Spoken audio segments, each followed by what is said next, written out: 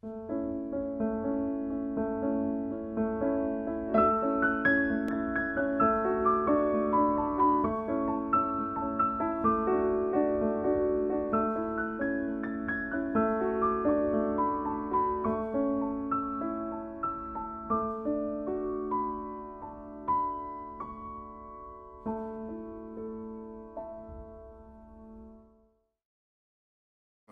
préfère parler d'aide internationale que d'humanitaire ou de développement. Parce qu'il me semble que ce sont des catégories normatives extrêmement fragiles, ou en tout cas utilisées de façon extrêmement, enfin assez trompeuse. L'humanitaire, ça désigne d'abord une intention. C'est une intention à la fois positive et négative. Positive en ce sens que on s'adresse à des gens en tant qu'échantillon d'humanité, pas parce qu'ils ont telle religion, ou telle couleur de peau, ou telle localisation géographique, ou telle affiliation politique, mais parce que ce sont des êtres humains, et qu'ils sont dans un besoin critique, qu'ils attendent, ou qu'en tout cas qu'ils espèrent avoir de l'aide extérieure, et on leur apporte. Donc ça, c'est, disons, l'intention positive. On s'adresse à des échantillons d'humanité et à rien d'autre. Il y a aussi une intention négative, mais pas au sens moral du terme, mais une intention négative dans le sens où on fait quelque chose à titre humanitaire. Quand on dit cela, ça suppose qu'on ne le fait pas à d'autres titres, par exemple pas à titre politique. Si la France envoie, disons, pour prendre un exemple un peu caricatural, la France, le gouvernement français, l'État français envoie de l'aide à tel pays à titre humanitaire, ça devrait vouloir dire, en toute logique, ça n'est pas toujours le cas, parce qu'il a des usages, disons, un peu polarisés par la politique, mais ça devrait vouloir dire que si c'est à titre humanitaire, ça veut dire qu'il n'y a aucun soutien politique à attendre, et que seul le soutien matériel, on va accueillir des blessés, envoyer des vivres, apporter telle ou telle ressource à la population soumise à une situation de crise, mais pour mieux s'abstenir de porter tout jugement sur la situation politique. C'est ça que je veux dire par une intention humanitaire. Le développement, lui, ça n'a rien à voir avec cela. Le développement, enfin, a priori en tout cas, on verra qu'en fait ça peut se relier, mais le développement, tel qu'on doit le prendre, si on prend les mots au sérieux, c'est du changement social. On a une situation sociale donnée, et on veut la développer. On veut développer les gens qui sont là. Alors ça pose évidemment la question de savoir qui a le titre de développeur et qui a le statut de développé. En quel nom on peut se situer développeur, et donc sous-entendre que des gens, des groupes de gens, des sociétés sont dans une situation infantile, qu'il faut donc accompagner pour les mener sur le chemin de la maturité. Parce que c'est cela qui est contenu dans le terme de développement, c'est qu'on n'est pas accompli, et qu'il faut suivre un certain chemin pour s'accomplir, précisément, pour atteindre un niveau de maturité qu'on appelle un niveau développé. Quand on met en place un programme de chirurgie, ou un programme éducatif, ou un programme d'irrigation, on fait de l'assistance. Et je pense qu'il faut mesurer cette dimension-là, ne serait-ce que aussi pour la retenir, pour que l'assistance ne devienne pas une espèce de tutelle, une prise de pouvoir sur les gens, mais qu'elle sache qu'elle est une assistance et qu'elle doit rester dans une certaine distance par rapport aux gens. Mais les gens qui s'engagent dans l'aide humanitaire ou l'aide au développement le font dans un état d'esprit qui, je crois, est tout à fait comparable. C'est dire à quel point ces catégories que j'appelle normatives sont impuissantes à désigner des particularités, bref, n'ont aucun intérêt pour la réflexion, pour la compréhension de ce qu'on fait. Donc moi, je récuse cette division a priori entre humanitaire et développement. Elle ne nous aide pas à comprendre ce qu'on fait, donc je ne vois pas pourquoi on chercherait des complications. Mais si je le dis, c'est parce que je sais que dans les milieux humanitaires, en particulier à MSF, il n'est pas rare qu'on dise « Oh là là, ça c'est du développement, donc c'est pas pour nous, on laisse ça à une ONG. » C'est pas par mépris qu'ils le disent, c'est pour catégoriser, pour dire « Non, ça c'est pas un projet pour nous, c'est un projet pour d'autres ONG. » Que MSF n'ait pas envie de prendre en charge toutes sortes de projets, bien sûr, ça se comprend très bien. Mais que ce soit fait au nom de ces catégories, ça je pense que c'est malsain, que c'est de mauvais conseiller sur le plan intellectuel, et que ça permet plus de, ça interdit de comprendre ce qu'on fait réellement. Voilà, donc humanitaire, développement, ce sont des notions qui se situent à des étages différents, mais qui se rejoignent par le fait qu'elles impliquent de l'aide, de l'implication de volontaires étrangers, des budgets, des cadres, des objectifs, et donc finalement se rejoignent au point de se confondre bien souvent, pas toujours, mais bien souvent sur le terrain, et donc il n'y a pas lieu, je pense, de chercher des différences de fond entre les deux.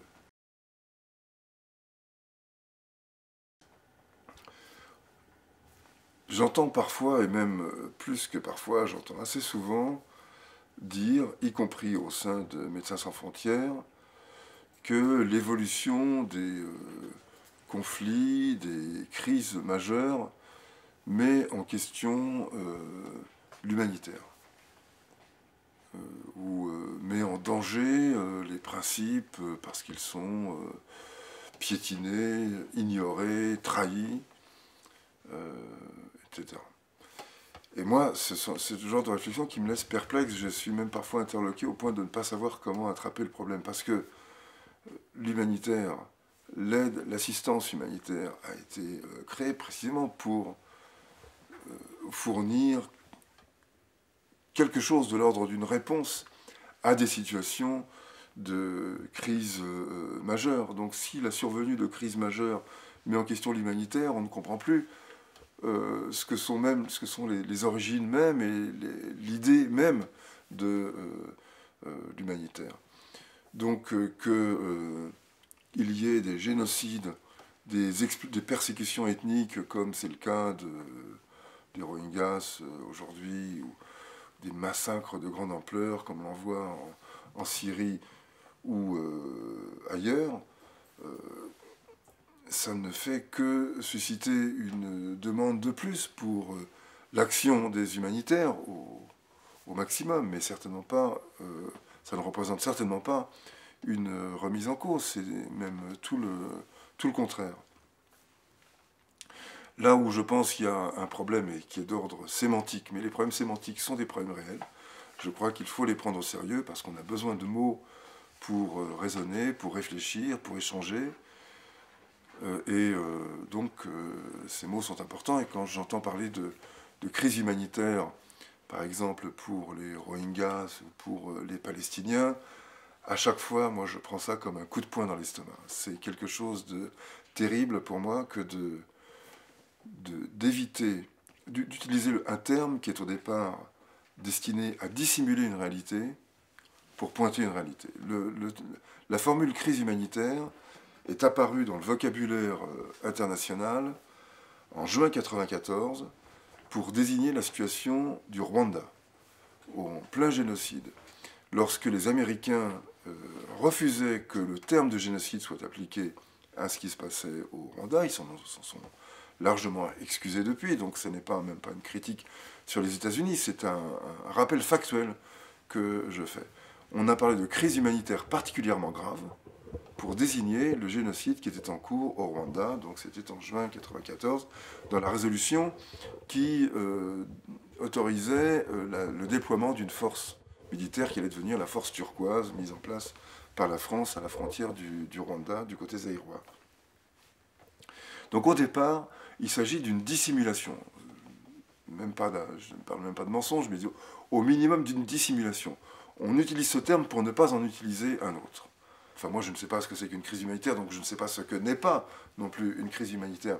Mais je vois les usages politiques qui en sont faits. Il n'y a pas de crise humanitaire à Gaza. Et ce à quoi les ONG sont bien en peine de répondre, puisqu'elles-mêmes font usage de ce terme de crise humanitaire, dont les limites sont évidemment totalement impossibles à déterminer.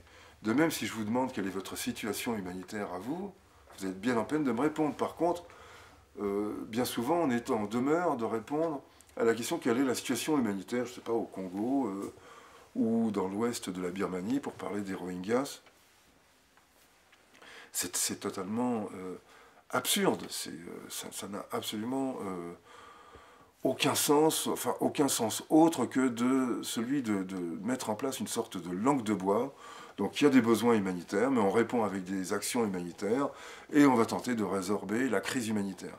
Une fois que vous avez dit ça, vous ne savez rien. Vous ne savez pas si vous êtes aux urgences de l'hôpital Lariboisière ou à la frontière entre le Bangladesh et la Birmanie ou au cœur de Alep en train d'être bombardé. Ça n'a... Donc il y a une sorte de langue de bois, de novlangue de l'aide internationale contre laquelle je pense il est important de lutter parce que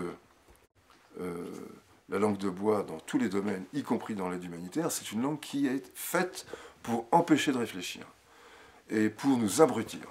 Et les notions de crise humanitaire, de situation humanitaire, de besoin humanitaire sont des notions abrutissantes. Et je regrette de voir que le milieu les reprend à son compte avec un enthousiasme absolument désarmant. Enfin, pas désarmant d'ailleurs, moi, il m'arme pour la critique, mais en tout cas assez déprimant plutôt. Donc faisons attention aux mots que nous employons.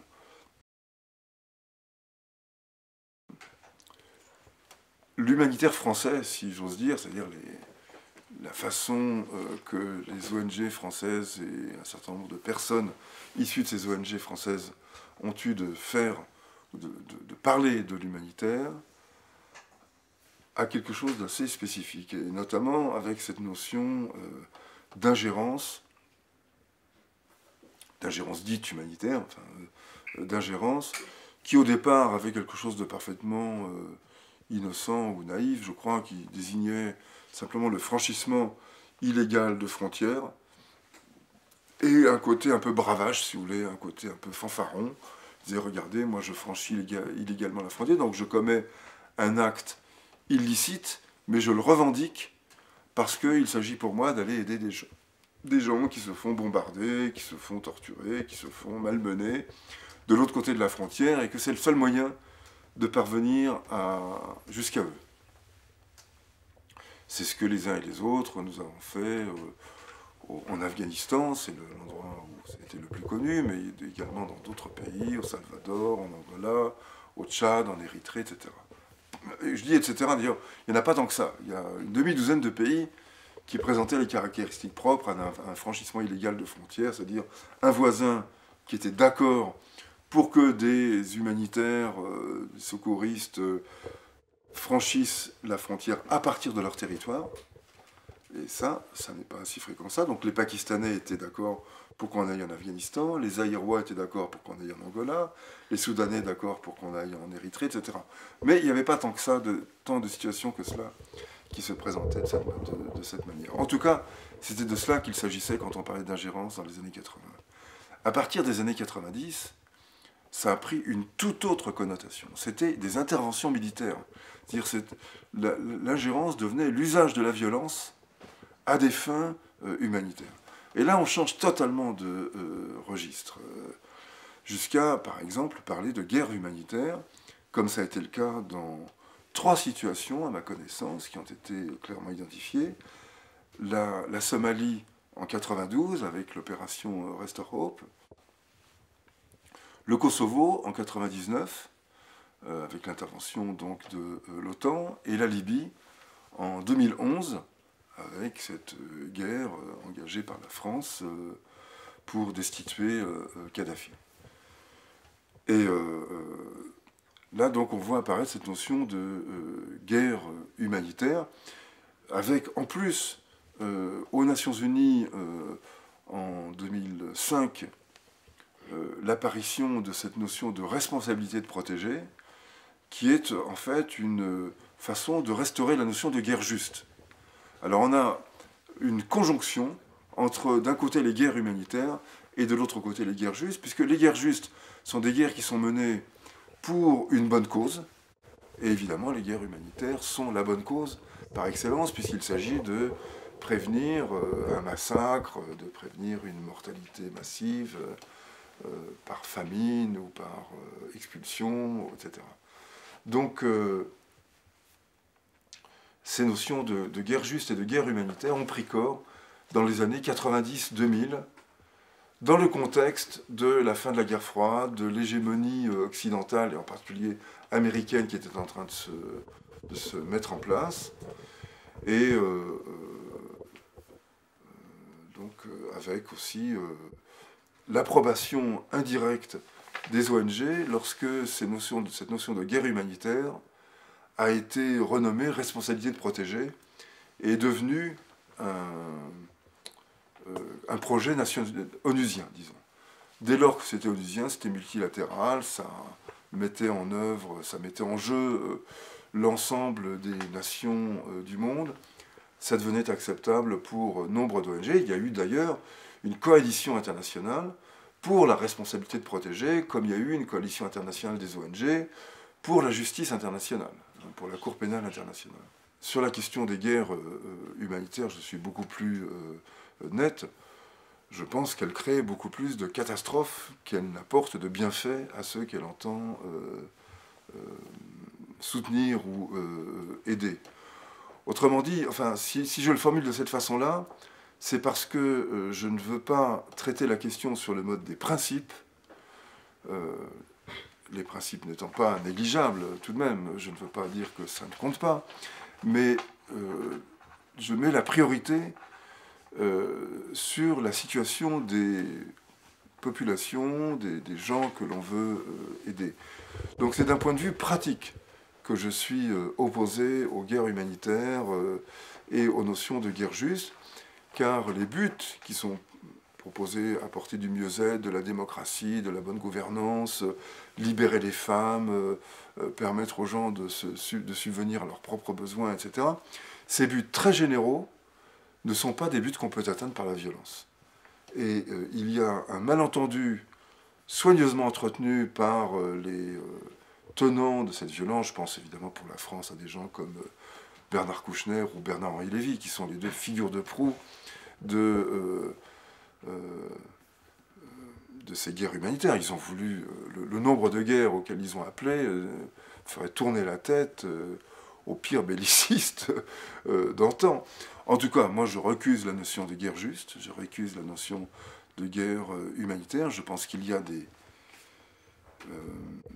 il y a de faux prophètes, il y a des opérations sous faux drapeau. Ça, oui, le Kosovo par exemple en est un. Pour le Kosovo, il s'agissait de remettre en selle l'OTAN en Europe. Après la dissolution du pacte de Varsovie, la disparition de la menace soviétique et de ses alliés, l'OTAN perdait de son jus, si j'ose dire, de sa légitimité.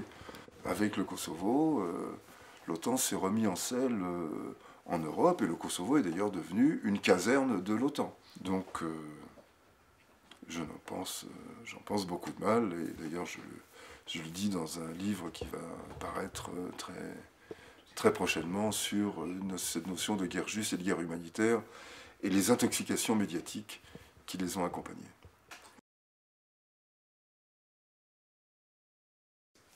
L'enjeu primordial, c'est d'arriver à se sortir d'une situation d'ébriété technocratique et bureaucratique. C'est le principal risque qui, à mon sens, pèse sur l'humanitaire ou l'aide internationale aujourd'hui. Son hyper-spécialisation, son obsession de la quantification, son obsession d'avoir des gens, enfin, en dessous d'un Master 2, aujourd'hui, on a l'impression qu'on ne peut plus rentrer dans l'humanitaire. Donc cette espèce d'illusion d'un savoir extrêmement sophistiqué, extrêmement raffiné, je crois que c'est tout cela qui pèse sur l'humanitaire dans la mesure où ça contribue avec les techniques de communication dont je parlais, donc le téléphone, YouTube, WhatsApp, enfin tout ce qui nous met dans une situation de communication constante.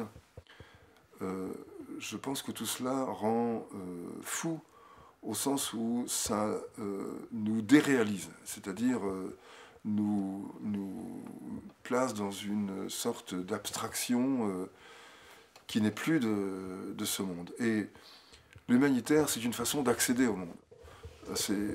Parfois, on a l'impression que l'humanitaire aujourd'hui est une façon de se couper du monde. Et donc, c'est en ce qui me concerne la critique la plus sévère que j'ai à faire que j'ai adressée à mes amis, à mes collègues de l'humanitaire. C'est de céder trop souvent. Ça ne veut pas dire qu'il n'y a pas des forces de résistance là-dedans. Je ne veux pas du tout laisser entendre que je serais la personne qui... Non, il y a des forces de résistance à l'intérieur, mais il est bon que ce soit dit aussi un peu de l'extérieur, de façon, comment dire, assumée. L'humanitaire d'aujourd'hui s'enferme de plus en plus dans cette bulle communicationnelle et technocratique qui est, je pense, le principal danger qui le menace. Ce que je dis là sur le danger, la bulle dans laquelle l'humanité est en train de s'enfermer, n'est pas le résultat d'une réflexion ou d'une sorte de retour de considération vers le passé d'aujourd'hui.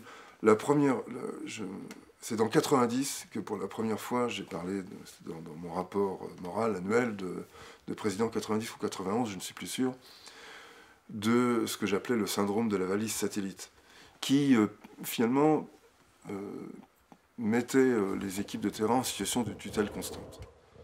Et donc ce déplacement du centre de gravité de la décision de la périphérie vers le centre, y compris pour des décisions au jour le jour, c'est déjà à ce moment-là que je le voyais. Et cette hyper-professionnalisation, cette technocratisation, c'est dans les années 90 qu'on a déjà commencé à la pointer, à la discuter. Mais sans aucun succès. Finalement, ce que je pointe ici, c'est un échec à lutter contre cet envahissement, cette prolifération tumorale de la technocratie dans l'humanitaire, au point que si vous assistez à une réunion d'une ONG, il y a toute chance pour que vous arriviez à peine à comprendre de quoi ils parlent. Le jargon dans lequel les gens s'enferment, sans avoir conscience du fait que la langue qu'ils emploient les coupe des gens qui ne sont pas dans le coup, donc les coupe du monde. Tu vois. Ça, c'est vraiment un signe de cette espèce de montée en force, de constante, apparemment irrésistible, de la technocratie. Donc, en fait, mes remarques sur le principal danger qui menace l'humanitaire, elles ont déjà plus de 20 ans. Mais c'est donc, d'une certaine manière, là, de ce point de vue-là, un échec que je manifeste, puisqu'il faut constamment les rappeler, enfin, que c'est une lutte incessante. Mais d'une certaine manière, toute institution, et une organisation humanitaire est une institution au sens sociologique du terme, toute institution a pour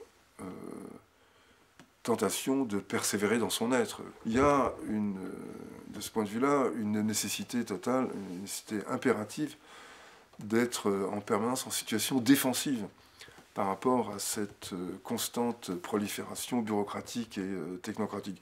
Donc c'est aussi un combat qui n'est jamais terminé et qui fait partie de l'humanitaire. Je pense qu'il est vraiment primordial de rappeler, enfin, d'essayer de convaincre, en tout cas c'est ma conviction à moi, aux humanitaires que le principal danger qu'ils menacent, ça n'est pas l'instrumentalisation, contrairement à ce qu'ils disent, ça n'est pas le mépris des principes humanitaires, qui sont de toute façon des constructions extrêmement fragiles, ça n'est pas Daesh ou le terrorisme, c'est un danger interne, celui que l'on a le plus de mal à voir parce qu'il est en dessous de vous et que vous ne l'avez pas sous les yeux en permanence.